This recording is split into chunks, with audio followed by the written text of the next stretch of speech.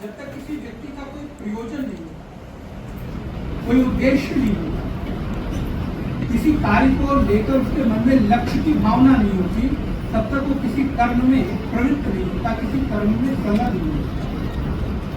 प्रवृत्ति के अभाव में हमारे कर्म की शिथिलता होने लगती है। ध्यान करें, अगर आपके पास कोई लक्ष्य ना हो, कोई टारगेट ना हो, आपके जीवन में किसी विशेष प्रकार की उपलब्धि की भावना न हो, तो हम सारे लोग बैठे रहेंगे और धीरे धीरे हम अकर्मण्यता की ओर बढ़ते रहेंगे। और इस जीवन में अकर्मण्यता हमारे जीवन का सबसे बड़ा शत्रु है। इसलिए गीता में वासुदेव श्री कृष्ण कहते हैं, अर्जुन, तुम्हें जो तुम्हारा प्राप्त कर्तव्य है वो कर्म करो, और आज तक तुम्हारे सारे कर्तव्यों में सबसे श्रेष्ठ कर्तव्य प्राप्त हुआ है, तुम्हें युद्ध करना। ध्यान रखना मेरे भाई बंधु, कभी कभी युद्ध भी जीवन का कर्तव्य बन जाता है। और ये युद्ध केवल बाहर का नहीं, आप बाहर ही नहीं, यहाँ बैठा हुआ प्रत्येक व्यक्ति, पीछे तक आवाज आ रही है, यहाँ बैठा हुआ प्रत्येक व्यक्ति, चाहे वो छोटा हो, बड़ा हो, वृद्ध हो, युवा हो, हर व्यक्ति कहीं ना कहीं युद्ध लड़ रहा है। कुछ सैनिक हमारे, अभी आप यहाँ पर दिल्ली जी बैठे हुए हैं, उनसे बेहतर कौन जान सकता है, हमारे बहुत सारे सैनिक देश की सुरक्षा पर तैनात हैं, युद्ध कर रहे हैं, जिनके कारण हम यहाँ सुरक्षित अनुभव होकर अपने आप को निश्चिंत जीवन जी रहे हैं। लेकिन बॉर्डर पर खड़ा हुआ, देश की सीमा पर खड़ा हुआ सैनिक युद्ध नहीं कर रहा। हम और आप भी अपने जीवन में नितांत युद्ध में संलग्न हैं, चाहे कोई भौतिक युद्ध, बाहरी युद्ध लड़ रहा हो, और बहुत सारे लोग भीतर के शत्रुओं से युद्ध लड़ रहे हैं। यहाँ युद्ध से आप कभी भी मुंह नहीं मोड़ सकते, ध्यान रखिए। और युद्ध का तात्पर्य तो गोली चलाना ही नहीं होता, बंदूक चलाना ही नहीं होता, सीमा पर खड़े होकर आतंकवादियों को मार देना ही युद्ध नहीं होता, बल्कि अपने भीतर चल रहे वो जो मनोभाव, आपके भीतर जो नाना प्रकार की दुष्वृत्तियां हैं, आपके भीतर जो उठ रहे नाना प्रकार की जो डिजायर्स हैं, जो इच्छाएं हैं, जो कामनाएं हैं, जो वासनाएं हैं, उन वासनाओं को किस प्रकार से संयमित करके अपने जीवन के लक्ष्य को उस ओर बढ़ाने का जो कार्य है, वो भी बिना आंतरिक युद्ध के संभव नहीं है। और जो व्यक्ति अपने जीवन के आंतरिक युद्ध में विजेता नहीं है, वो कभी भी अपने जीवन के लक्ष्य को प्राप्त नहीं कर सकता। इसलिए हम सारे लोग यहाँ पर एक योद्धा के रूप में बैठे हुए हैं, चाहे मंच पर बैठे हुए हमारे अतिथिगण हो, चाहे प्रशिक्षकगण हो, अथवा प्रशिक्षण लेने वाले जो प्रशिक्षण लोग हैं, सभी व्यक्ति कहीं ना कहीं अपने भीतर योद्धा के रूप में कार्य कर रहे हैं। और यहाँ बैठे हुए जो भी उपलब्धमान लोग हैं, अगर इन्होंने युद्ध भीतर न लड़ा होता तो आज इनकी ये उपलब्धि नहीं होती। जब तक संयम नहीं किया, त्याग नहीं किया, तप नहीं किया, कर्तव्य का पालन नहीं किया, निष्ठा पूर्वक अपने जीवन में अपने लक्ष्य की ओर आगे नहीं बढ़े, तब तक आज तक कोई व्यक्ति सफल नहीं हो सका। इसलिए मैं आप लोगों को संबोधित करता हूँ कि आप लोग एक कार्य क्षेत्र में आगे अग्रसर हो रहे हैं, एक कर्तव्य का निर्वहन करने जा रहे हैं, और आपने, इस लाइन को ध्यान दीजिएगा, आपने स्वेच्छा पूर्वक एक जिम्मेदारी निर्वहन करने का संकल्प लिया है। आपके ऊपर कोई दबाव नहीं है, आपके ऊपर किसी भी प्रकार की उत्तर प्रदेश सरकार से कोई जबरदस्ती नहीं की जा रही है। आपने इस जिम्मेदारी को स्वेच्छा पूर्वक चुना है।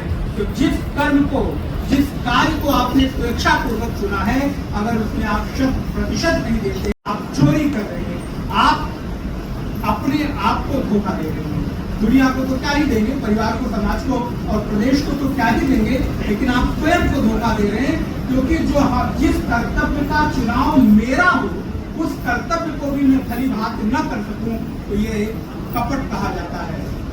गीता की दृष्टि में इसको कर्तव्य परायणता से विमुख होना कहा जाता है, जो स्थिति अर्जुन की हुई। अर्जुन ने युद्ध का चुनाव खुद किया, अर्जुन ने युद्ध की तैयारी वर्षों वर्ष पहले खुद की, लेकिन जिस समय युद्ध करने की बारी आई, कृष्ण से कहते हैं, हे कृष्ण, अब मुझसे युद्ध नहीं हो सकता, मैं रथ के पिछले हिस्से में जाकर विसर्ज ससरम चाप शोक संदिग्ध मानस, धनुष बाण को त्याग करके और निराश उदास मनोरोगी होकर के अर्जुन रथ के पिछले हिस्से में जाकर बैठ जाता है।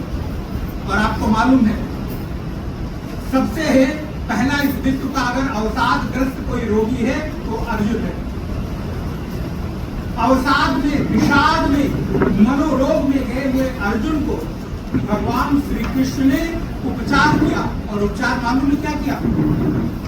उस उपचार की दवा का नाम है कर्मयोग। अवसादग्रस्त अर्जुन को परमात्मा श्री कृष्ण ने कर्मयोग रूपी औषधि से ठीक किया और परिणाम हुआ कि अर्जुन ने अपने लक्ष्य की प्राप्ति की। जब अर्जुन कहता है गीता के दूसरे अध्याय के 7वें श्लोक में, कार्पण्य दोषो पातस्वभावः पृच्छामि त्वां धर्म सम्मूढ़ चेताः यच्छ्रेया स्यात् निश्चितं ब्रूहि तन्मे शिष्यस्तेहं श्राविमां त्वां प्रपन्नम्। तो भगवान कहते हैं, अर्जुन, तूने अपने जीवन में इतने बड़े बड़े युद्ध जीते, इतनी बड़ी बड़ी उपलब्धियां प्राप्त की, लेकिन उसके बाद भी तू अभी अवसादग्रस्त हो गया है। उसके बाद भी तू अभी निराशा में जा रहा है। इस जीवन में कर्म ना करने का चुनाव किसी व्यक्ति के पास नहीं है। ध्यान रखिएगा मेरे माताओं, बहनों, भाइयों, बंधुओं, आप कर्म ना करें, कर्तव्य को पालन कर पाएंगे। जिस कर्म के परिणाम से देश, समाज, राष्ट्र, परिवार के लिए कुछ बेहतर कर पाए। पूज्य गुरुदेव हमारे कहते हैं, अनटू हिम आवर बेस्ट। जो आप करते हैं उसमें आप अपना बेहतर से बेहतर क्या दे सकते हैं। और जब कृष्ण कहते हैं कि बिना कर्म के कोई व्यक्ति एक क्षण भी नहीं रह सकता, तो कर्म ऐसा करो जिस कर्म की किसी भी प्रकार से उपलब्धि आपके लिए, परिवार के लिए और समाज के लिए एक आदर्श स्थापित करने वाला हो। कभी भी किसी भी परिस्थिति में उदास, निराश होकर के कुछ नहीं हो सकता। अपने भीतर से उस निराशा का निरसन करके और आपने जिस कर्तव्य का निर्वहन करने के लिए संकल्प लिया है, आप यहाँ बैठे हैं अपने कर्तव्य पालन के, अपने ड्यूटी के लिए। आपको सिखाया जाएगा, बताया जाएगा 7 दिनों के भीतर, लेकिन उतना सीखकर, पढ़कर वहीं तक सीमित नहीं रहना है। मनुष्य का कर्तव्य है, मनुष्य का दायित्व है कि आपके पास विवेक है, उस विवेक का सदुपयोग करके आप बेहतर से बेहतर क्या कर सकते हैं। इसलिए नर हो न निराश करो मन को, कुछ काम करो, कुछ काम करो, जग में रहकर कुछ नाम करो। किन किन लोगों ने पंक्तियां पढ़ी? यूपी बोर्ड से अगर आपकी पढ़ाई की होगी तो आपको ये पंक्तियां याद होंगी। मैत्री शरण गुप्त की संभवतः 7 या 8 की हिंदी बुक्स में हम लोगों ने पढ़ी थी। इन पंक्तियों को अपने जीवन के भीतर उतारना है। उस समय सिलेबस में आपने पढ़कर एग्जाम दे दिया और पास हो गए, वहीं तक सीमित मत करिए। उन पंक्तियों को जीवन में उतारिए कि न हो न निराश करो मन को, कुछ काम करो, कुछ काम करो, जग में रहकर कुछ नाम करो। या जन्म हुआ किस अर्थ अहो, जिसमें यह जीवन व्यर्थ न हो। समझो कि सुयोग न जाए चला, ध्यान दीजिए, समझो कि सुयोग न जाए चला, तब व्यर्थ हुआ सदुपाय भला।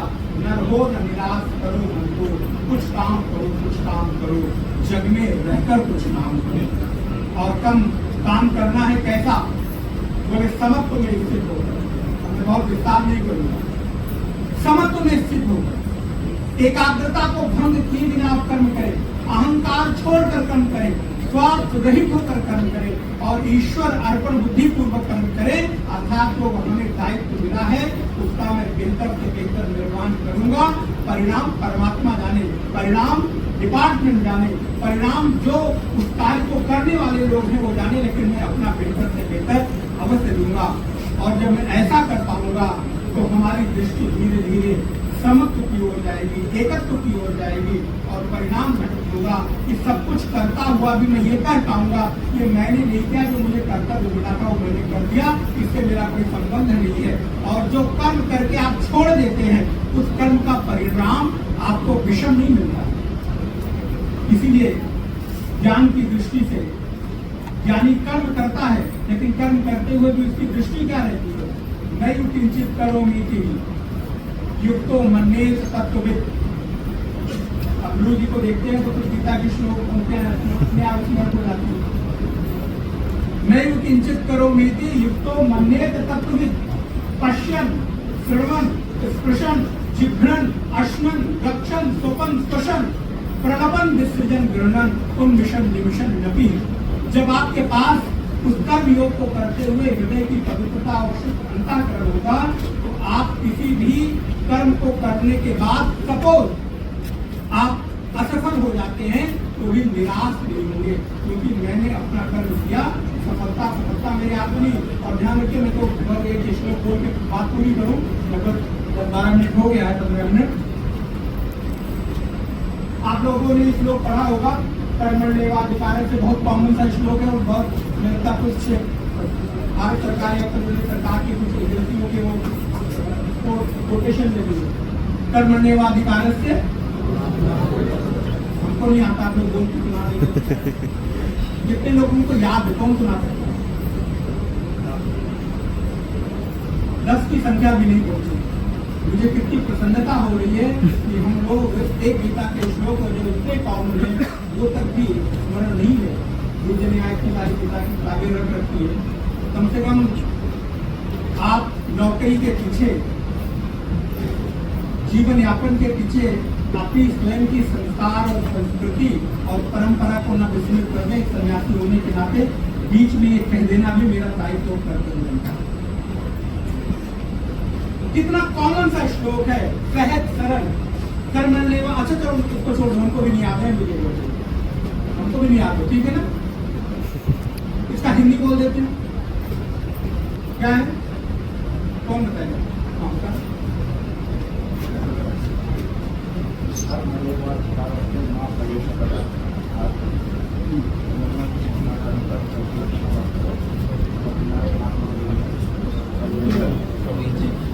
आपने बताया और आप सब लोग सहमत होंगे इससे कि कर्म करते जाओ फल की इच्छा। मैं तो यहाँ पर केवल आपके डीजी साहब से ये अपेक्षा कर पाऊंगा कि इसका यथार्थ अर्थ बताएंगे संभवता, लेकिन आप लोग जो इसका अर्थ समझते रहते हैं, मैं थोड़ा करेक्ट कर दूं कि कर्म करते जाओ, कर्म और फल की इच्छा, यही तो ना सामान्यतः इसका एक बिल्कुल अर्थ नहीं, बिल्कुल उल्टा अर्थ है। बिल्कुल गलत हम लोगों ने सीख रखा है। कहाँ से? कैलेंडर से कि किससे, मुझे नहीं मालूम, क्योंकि आप जब तक मुख्य ग्रंथ नहीं पढ़ेंगे तब तक आप रटी रटाई सुनाई बातें सीखेंगे। अच्छा बताओ, ये कैसे संभव है? हाउ इज पॉसिबल कि आप कर्म करो और फल की इच्छा ना रहे? क्या बिना फल की इच्छा के कोई कर्म आप कर सकते हैं? तो ये कैसे रट लिया और आपने मान लिया? मैं पानी पीऊं और इच्छा न रखूं कि हमारा पेट तृप्त होगा, प्यास बुझेगी और आपको जो भी कैलोरी, प्रोटीन, विटामिन, मिनरल्स मिलने चाहिए वो मिलेंगे। क्या संभव है? अच्छा, अगर आप चाहो भी या ना भी चाहो तो भी इस पानी से मिलने वाला लाभ आपको मिलेगा कि नहीं मिलेगा? आपके चाहने न चाहने से इस पदार्थ के परिणाम को आप नहीं रोक सकते। आपने अपने पड़ोसी को अपने बगल बैठे हुए देना मत, गाली दे दिया, एक थप्पड़ मार दिया और आप अपेक्षा रखें कि परिणाम में उनको गाली या न मिले या कुछ प्रतिक्रिया न मिले, संभव है? हाँ, जब तक आपने गाली नहीं दी थी, जब तक आपने अपशब्द नहीं बोले थे, जब तक आपने हाथ नहीं उठाया था, तब तक परिणाम आपके हाथ में था। लेकिन कर्म हो जाने के बाद परिणाम आपके हाथ में, फिर तो कर्म अवश्यमेव भोक्तव्यम, कृतम कर्म शुभाशुभम, फिर तो आपको परिणाम भोगना ही पड़ेगा। इसलिए इस श्लोक का अर्थ है, अब मैं आगे बात न बढ़ाऊं, हम लोग का तो गीता बहुत मुख्य विषय है। इस श्लोक का अर्थ है, कर्म में तुम्हारा अधिकार है, फल में तुम्हारा अधिकार। ये बात अच्छी लग रही है, समझ में आ रही है कि पहले वाली? हम पढ़ते हैं कर्म करते जाओ फल की इच्छा ना करो। कैसे संभव? भोजन करो तृप्ति की इच्छा ना करो, कैसे संभव है? अच्छा, परीक्षा दो और सोचो कि हम पास हो जाएंगे, फेल हो जाएं, ये संभव है? बोले इससे आपकी कल्पना करने से कुछ नहीं होगा। जो आपने लिखा होगा तो जरूर परिणाम आपको मिलेगा, चाहो तो और ना चाहो तो। इसलिए कर्म में तुम्हारा अधिकार है। पढ़िए, कर्मणि एव अधिकारा। कर्म संस्कृत में क्या ही पढ़ा हुआ आप लोगों को। कर्मणि एव तृतीया विभक्ति है, एव माने ही, कर्म में ही आपने पढ़ा होगा ना, कर्ता ने। तो कर्मणि एव अधिकारा, कर्म में अधिकार है, ना तो फलेषु कदाचन, तुम्हारा फल में कभी भी अधिकार नहीं है। इसलिए कर्म तक आप सीमित रहिए, फल में अपने आप को बहुत उलझाइए मत, और जो फल मिल जाए, कृष्ण कहते हैं प्रसादस्तु प्रसन्नता, फल में आप प्रसन्न होकर भगवान को अर्पित करके अपने आप को संतुष्ट करो और अपने लक्ष्य की ओर बढ़ो। योगस्था कर्माणि संगम त्यक्त्वा धनंजया, योगस्थ होकर कर्म करिए, कर्तव्य परायणता, अहंकार और स्वार्थ का परित्याग करके। आप लोगों के प्रति मैं बहुत सारी शुभकामनाएं देता हूँ, और 2-3 बात और कह देता हूँ। ये मन कभी खाली नहीं बैठता, मन का स्वभाव है कि इसको कुछ ना कुछ करना ही चाहिए, करने को चाहिए होगा। इसलिए मन के अनुरूप, मर्यादा के अनुरूप वर्तन करिए।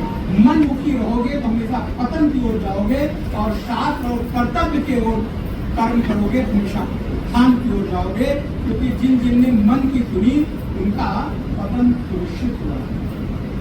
इसलिए मन के अनुरूप, तो क्या बताऊं, आजकल के बच्चे आप लोग को आज मूड नहीं, हम लोग मूड पर डिपेंड है। मूड पर अगर आप काम करेंगे तो धीरे धीरे मूढ़ हो जाएंगे, तो कंफ्यूज आती होगी, समझ लेगा। जो लोग मूड पर रहते हैं तो मूड हो जाते हैं, और परिणाम होता है कि उनका पतन सुनिश्चित हो जाता है। और इसलिए आप अपने भीतर एक विराट व्यक्तित्व का निर्माण करिए, ये आपके हाथ में है। और ध्यान रखिए, केवल धन से कोई विराट व्यक्तित्व वाला नहीं बन सकता। बहुत बड़े धनपति हैं, लोग रोज ही मिलते रहते हैं, लेकिन आपके व्यक्तित्व से सुगंध आनी चाहिए, आपके धन से सुगंध नहीं। धन की सुगंध थोड़े दिन बाद मिट जाती है, लेकिन जो आपके व्यक्तित्व का खुशबू है, व्यक्तित्व की जो सुगंध है, वो बहुत देर तक, बहुत दूर तक जाती है। इसलिए हम आप सभी लोगों के जीवन की खूब मंगल कामना और आशीष देते हुए आपको बहुत बहुत शुभकामनाएं देते हैं। आप लोगों का इस 7 दिवसीय प्रशिक्षण शिविर सार्थक हो, समृद्ध हो, और आप अपने लक्ष्य का पालन करते हुए देश, समाज, राष्ट्र